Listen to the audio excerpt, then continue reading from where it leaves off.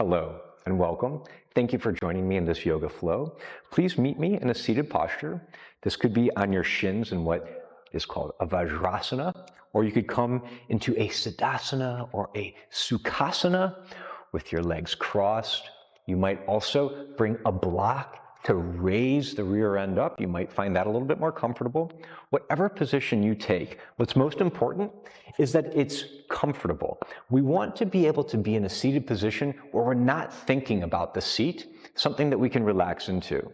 We also want to be active, and so we find this activity by lengthening the spine, feeling the crown of the head reaching up toward the sky, just slight core activation in support of that lengthening spine. And then from here, we're relaxing the ears, the eyes, the jaw. Shoulders are relaxing, elbows relaxing, and the wrists come to the inside of the thigh. If you'd like to, there's an option to take what's called a Jnana Mudra, where the index finger meets the thumb. Jnana is the symbol of knowledge.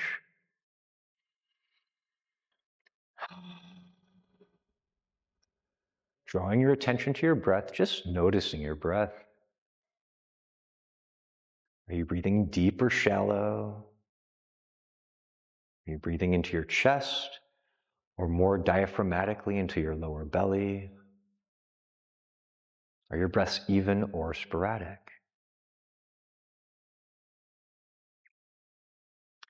Now join me, please, in our SN5 breath, which is a soft nasal inhale of 5 seconds and then an exhale of 5 seconds. Together we will begin inhaling through the nose for 5, 4, 3, 2, 1, and exhale for 5, 4, 3, 2, 1. Inhale for 5,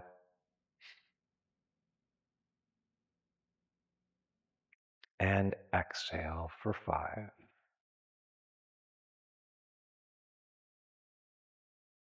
Inhaling one more time for 5.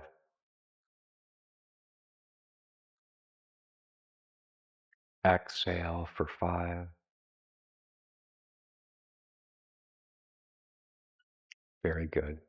Please join me in a child's pose.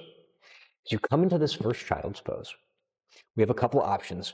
We can start allowing the forehead to come to the mat, elbows bent, also contacting the mat. If you would like to, you might be lifting the forehead up off the mat, reaching the hands forward, just coming a little bit deeper into the stretch through the sides and the shoulders. Maybe you start to grip the mat a little bit with your fingers, creating even more length. What's so nice about child's pose is it gives us access to all 4 of our ball and socket joints, our 2 shoulders, our 2 hips. And so we get to choose right here in this shape how much opening we're ready for. We can very safely explore the range of motion of these, and maybe you feel a little something in the left hip, and so maybe you try rocking slightly to the left, slightly to the right, seeing if just a little bit of movement can iron that out. Or maybe it's the right shoulder. Once again, looking for those little intuitive movements just to create space and a little bit of healing anywhere that you're feeling just needs a little bit more love. From our child's pose, we will inhale as we lift up to a tabletop, stacking shoulders over wrists, hips over knees, and we are preparing here for cat and cow. Inhaling, the gaze shifts upward. This is our cow pose. The belly is cowing down toward the ground. The heart is reaching gently forward. Exhaling back to cat. Gaze shifting toward the navel. Inhaling cow.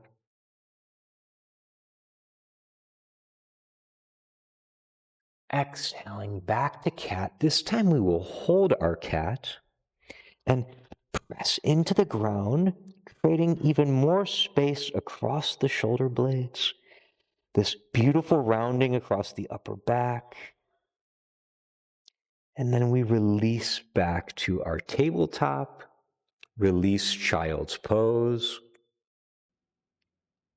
And we come into Balasana flow. We're inhaling up to a tabletop and exhaling back to child's pose. Maybe you keep your chest low here as you inhale, coming to your tabletop. Maybe you round the back on the way back to child's pose. Several options here. Once again, finding those intuitive movements, whatever feels right, as we flow between tabletop and child's pose in this Balasana flow. We're taking our last time around, where we will then all be meeting in a tabletop. Very good. Now, tucking your toes, we press to our first downward facing dog, keeping a generous bend in the knee. Maybe you're pedaling the feet. With this generous bend in the knee, we can prioritize. We can draw our mind to the opening of the shoulders. We want to be soft in the shoulders, trying to relax the shoulders, trying to relax the neck. When our neck is relaxed, our gaze is going to be somewhere around the knees, the toes, maybe the thighs. We also want to be careful with our hand posture. What we want to be focusing on here is middle fingers pointing forward. Fingers are spread wide. The entire palm is connected with the ground, and all 10 fingers, we can feel them engaging with the mat so that we're evenly distributing the weight through the entire hand. From here, we release back down to our tabletop, untucking the toes. It's child's pose. Very good. From child's pose, we're coming right back up to tabletop. And now we enter bird dog. The right hand is going to reach forward, right thumb actively toward the sky. Left foot goes back. We're active through the left ankle. Left toe pointing directly down at the ground. We're stretching the line from our right thumb through our left heel, finding as much length as we can, gazes straight down at the mat.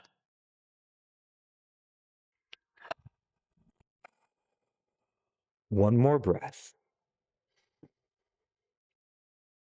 And on this exhale, we lower to the mat, pedaling the hands, noticing the difference left side to right side. Now, left hand reaches forward, left thumb active toward the sky, right foot goes back, right toe pointing toward the ground, stretching the line, left thumb to right heel. Find as much length as you can. Opportunity for awareness here is your connection with the ground. Left foot, left knee, right hand. Can we keep that in mind as we stretch the line from left thumb to right heel? Exhale, we lower, coming back to our tabletop, releasing child's pose. Inhaling, coming right back to tabletop. Tucking toes, pressing downward facing dog. 2 breaths here. Once again, keeping that bend in the knee. Maybe we're pedaling our feet, checking in with our hand posture. We're being soft in the shoulders, soft in the neck, trying to avoid as much tension as we can.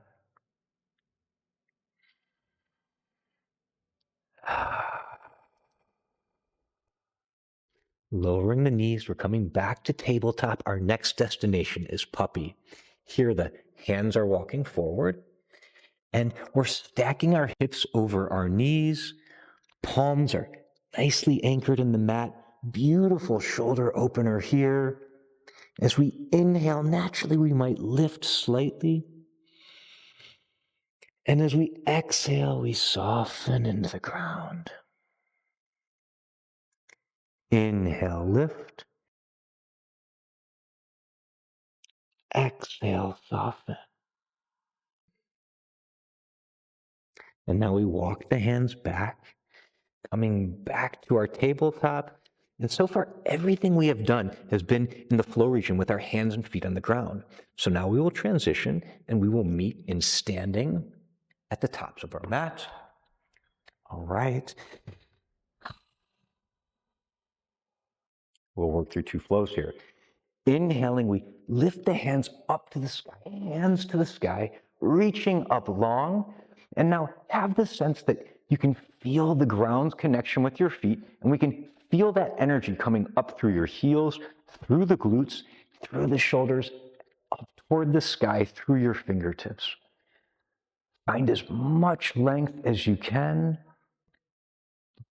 Exhaling, slight bend in the knee, forward fold. Attempt to release any tension in the back. Attempt to be soft in the neck, allowing the crown of the head to have a sense of the gravity below. As we relax through the neck, through the back, as we relax into the hips, it also then helps the hamstrings to release as we find more length. Inhaling, we lift halfway up.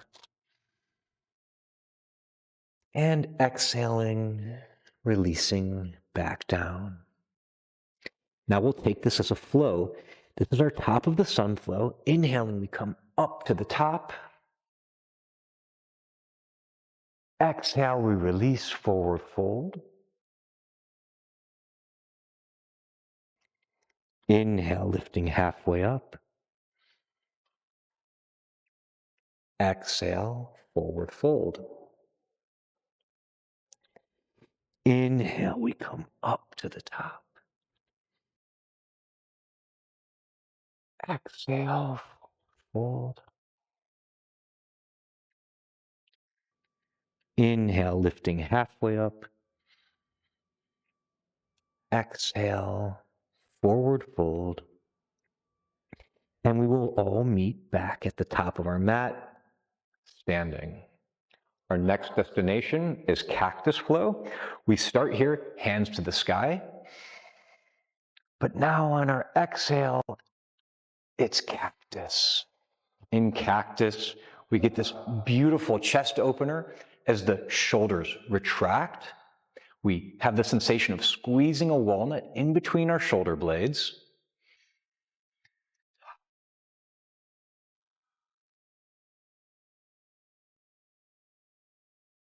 Releasing the hands, we're coming toward chair. In our chair pose, the weight shifts slightly toward the heels. We wrap the tailbone slightly toward the earth, opening the chest.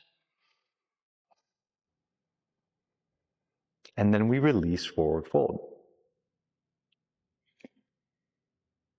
Coming back to the top, inhaling into our cactus flow, hands to the sky. Exhaling, cactus. Inhale, chair. Exhale, forward fold. We'll take this around 2 times. You can set the tempo. If you're feeling like holding any of the postures instead of flowing through, changing on each inhale and each exhale. So many options.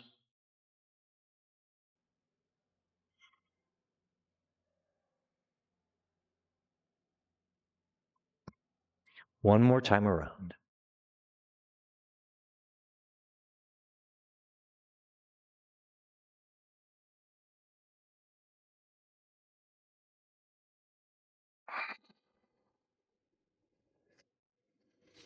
And then we will meet once again in standing.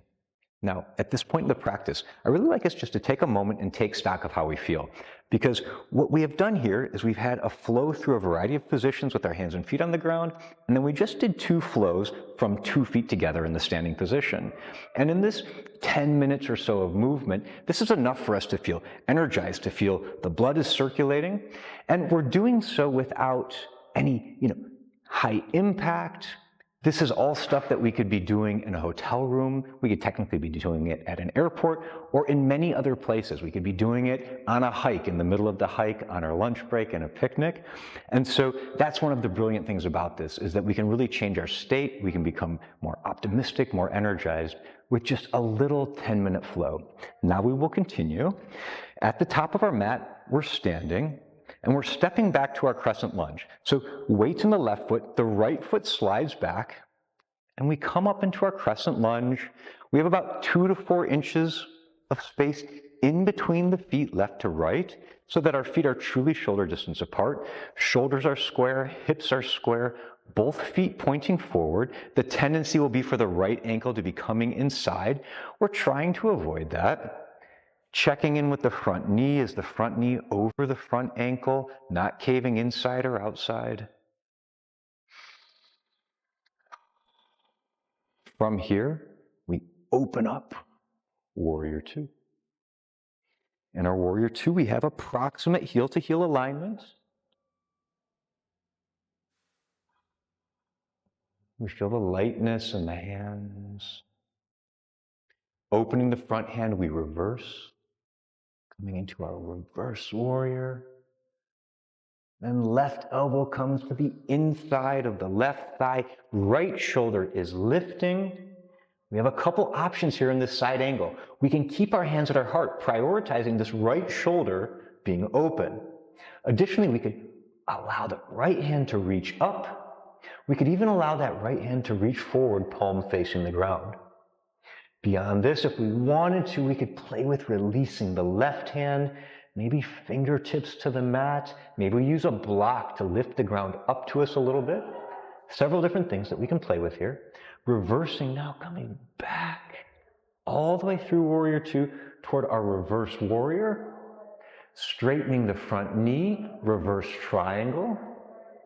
Preparing for triangle now. Left hand is coming forward. Extending forward, we feel the right shoulder opening. I like to start hands at heart. And now we are drawing the left shoulder forward into our triangle pose. Several levels of triangle. We can be releasing the left forearm to the left thigh. Or if we used our block, I'll bring it here to demonstrate, we could be lifting the ground up to us as we work through a variety of levels of this triangle. From our triangle, we can be releasing the left elbow. We can be finding this block, and we can be working through the various levels of the block, or working fingertips, fist, palm to the ground.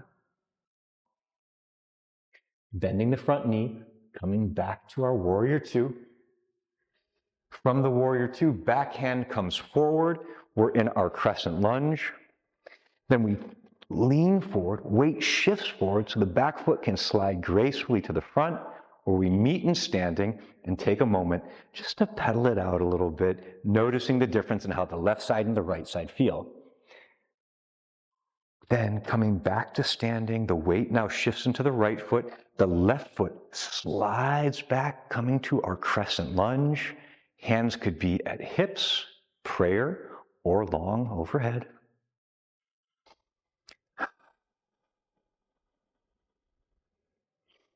Settling into the crescent lunge. And opening up toward our Warrior Two.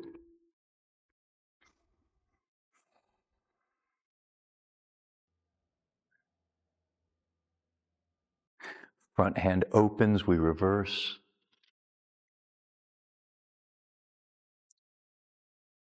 Right elbow comes to the inside of the right thigh for our side angle. Here I am starting hands at heart, allowing the left shoulder to open. Then I'm exploring with my left hand.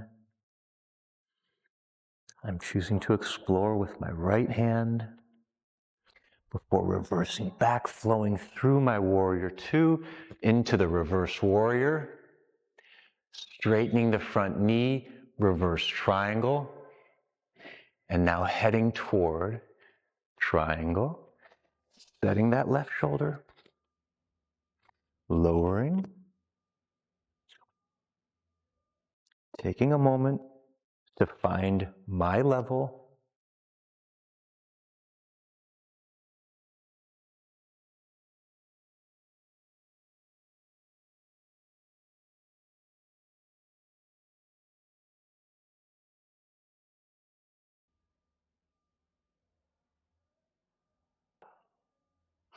Bending the front knee, coming back to Warrior Two. Back hand comes forward, we find crescent lunge. Hinging forward, sweeping forward. Very good. I'll place the block off to the side. Our next step is malasana, that's our yogi squat. Setting the feet both pointing outside, about 45 degrees. We bring our hands up long overhead. Exhaling, we're lowering. Maybe we place the hands out front. Just finding where is that comfortable place at the bottom where we still have some room to move. We're not so low that we get stuck. We can be up and down slightly, left and right slightly. And then inhaling, we come up. We're into our malasana flow. Exhaling, we lower. Noticing, do we have any more space to move into this time? Maybe, maybe not. Inhaling, we come up.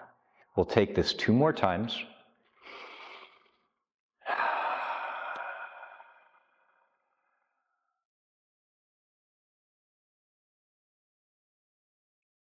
Last time around, and then we will all meet in the squat. And as we settle in, we're just noticing, is there any more space available for us to move into? Any more space? Checking in.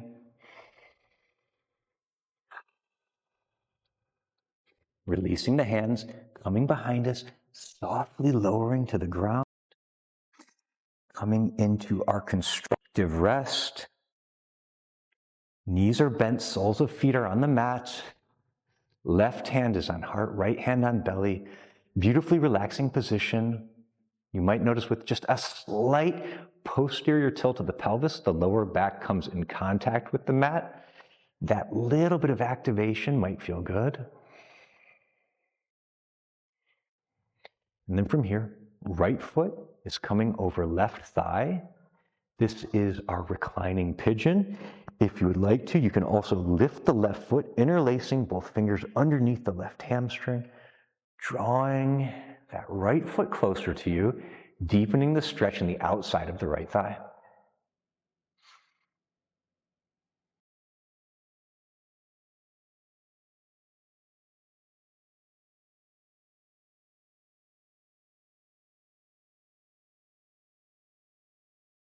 And then we'll switch sides. Coming to constructive rest. Left foot now. Outer side of the left ankle coming on top of the right thigh, drawing the right thigh toward us. Interlacing fingers underneath the right hamstring.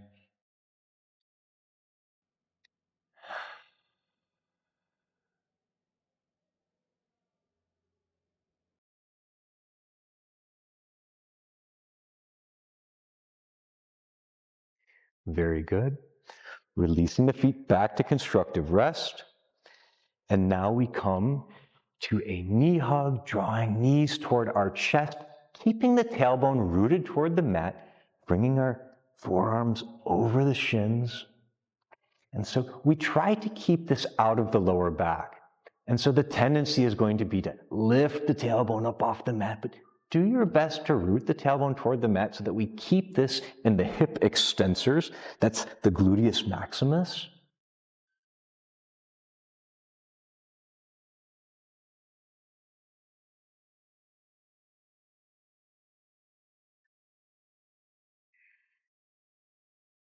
And then knees open, elbows come inside the knees, finding the outer edges of the feet as we come toward a happy baby. And in the happy baby, you might feel a beautiful smile coming across the face as you enjoy this relaxing hip opening posture. Once again, attempting to keep the tailbone rooted toward the earth. Maybe you do little massages of the lower back, rocking back and forth.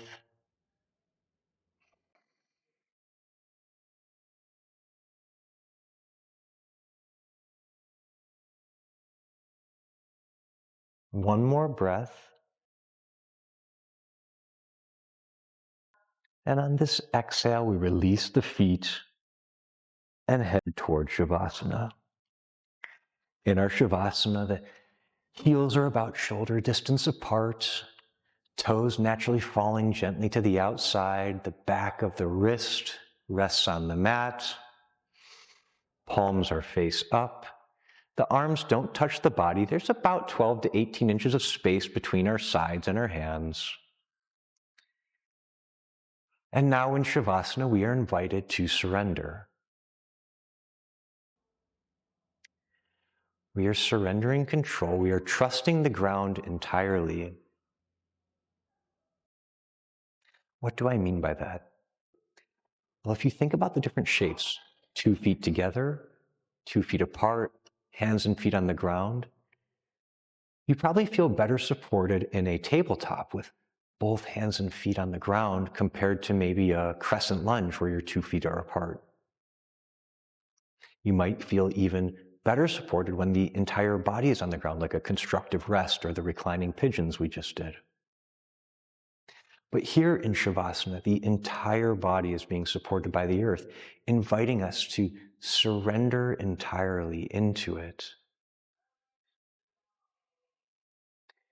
And so it's an invitation to relax. It's an invitation to let go.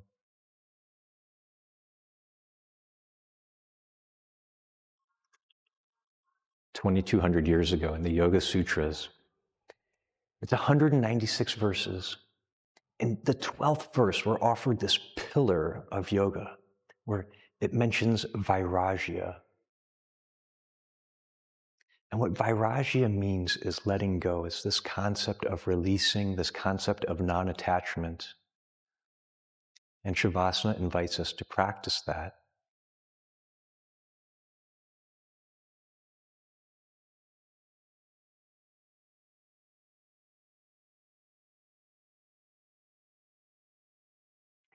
When you're ready to come out of Shavasana, you might bring your hands to your heart, gently roll toward the fetal posture, coming onto your side, pausing there for a moment, setting your hand on the ground, and then nice and supported, come up, finding our seated position.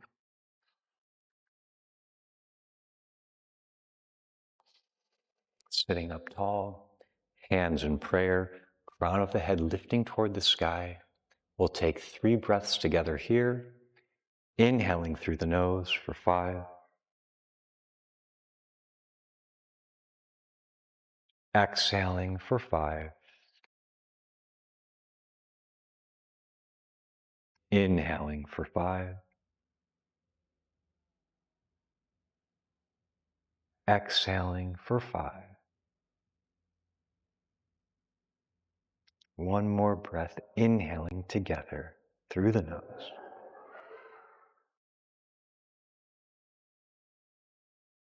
Exhaling.